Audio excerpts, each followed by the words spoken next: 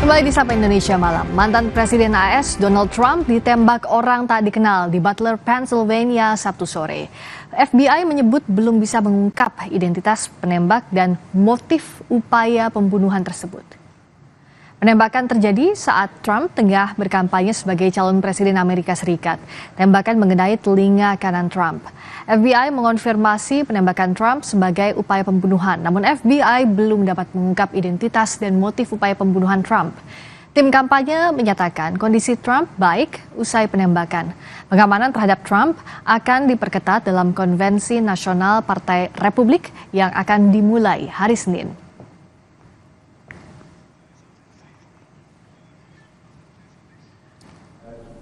What we're calling an assassination attempt against our former president, Donald Trump. It's still an active crime scene. As I mentioned, we have a number of agents on scene.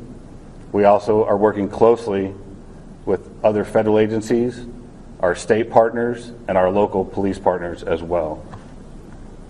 Again, at this time, we are not prepared to identify who the shooter is. We are close to that identification. And as soon as we are 100% confident in who that individual is, we will share it with the press.